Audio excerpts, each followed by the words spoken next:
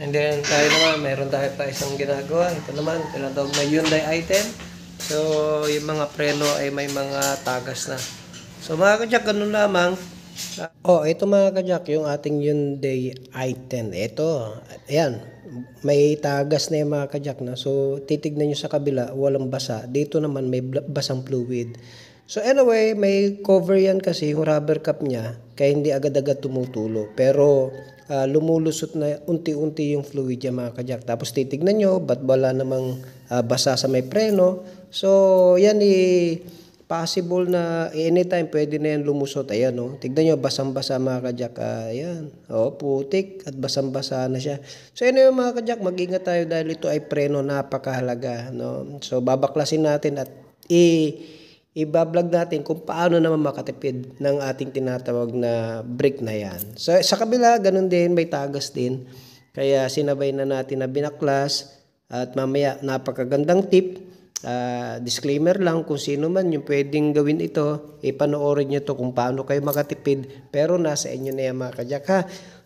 Okay, so ang gagawin natin dyan mga kadyak, bibilihan natin ng tinatawag na yung repair kit, pero hindi buong repair kit, mga rubber lang. Ayan, ipapakita ko mamaya mga kadyak na rubber lang palitan natin at yung mismong housing, original housing pa yan.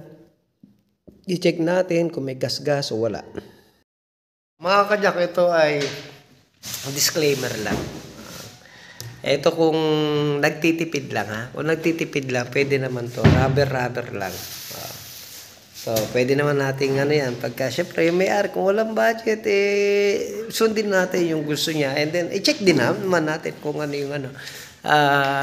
Pagkatapos natin may kabit yung rubber, yung tinatawag na pwede rin yung rubber o kaya yung buo na tinatawag na repair kit. So ito lang mga kadyak. So dalawa may tagas na, pero tinatawag na repair kit yan. Yan. Kita nyo, dumi oh. So pwedeng repair kit ang bilhin nyo or yung rubber lang. Okay? Ayan. So, kita niya mga kadyak. Ayun yung rubber. It's either yan ang bilhin nyo o kaya buong repair kit. So, buong repair kit o kaya rubber, yan ang pwede nyo bilhin. So, titignan nyo, alisin nyo to. Kaganyan yung mga kadyak. Ayan. Tapos yung isa nakasuksok dyan. Ang nasisira dyan ito mga kadyak, itong tinatawag na rubber na ito. Okay? Pwede nyong yan lang ang palitan or buo ng repair kit. Isang buong ganyan. Okay. So, alisin mo ito.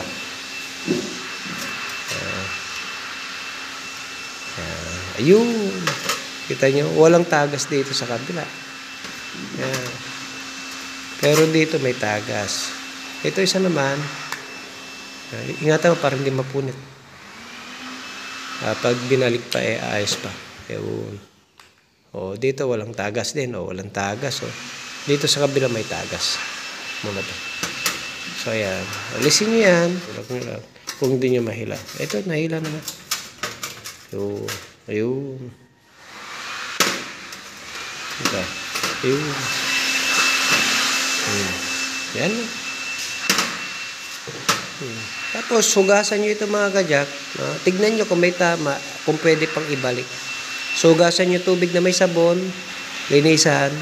Ayan, balik natin. Pag nagtitipid lang naman, pwede yan.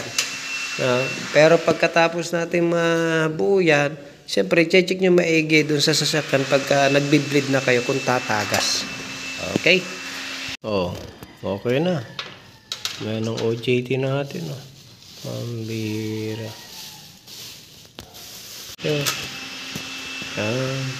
Yan.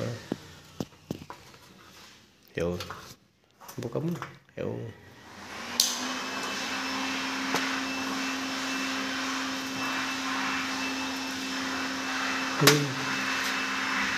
So, ito lang papalitan yung mga kadyak. Make sure na kung paano yung binaklas. Baka kasi baliktad ipasok nyo ng ganyan.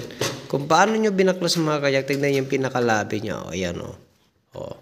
Ibig sabihin pag ganyan. Kung paano nyo binaklas, ganyan din nyo babalik mamaya. Huwag pa ganun. Pag ganun, nako, tutulo pa rin. Ayan mga ka-jack.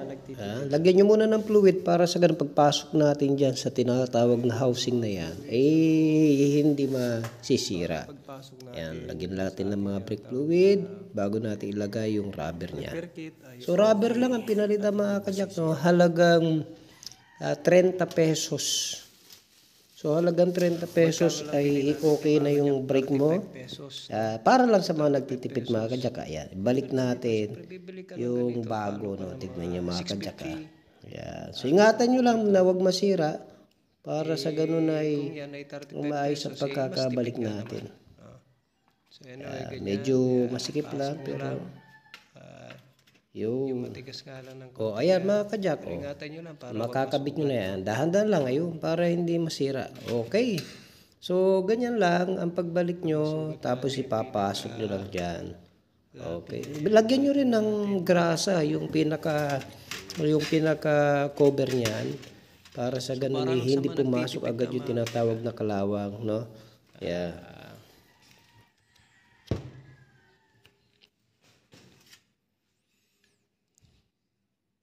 Yeah.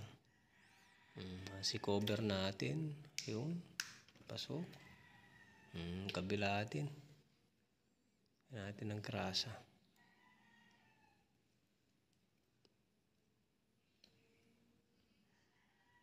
Yan. Okay. Yan, ilagay na natin. Ayun, pasok na. Yung isa naman. So bilog pala ito, Mark, na Bilog. pinaka ano niya, bubuka ano. Ang wala namang gasgas na nawakan ko.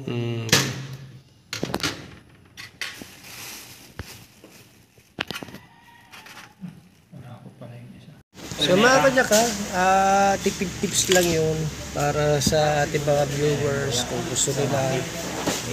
Mga tips lang natin yan. Okay. Ayos.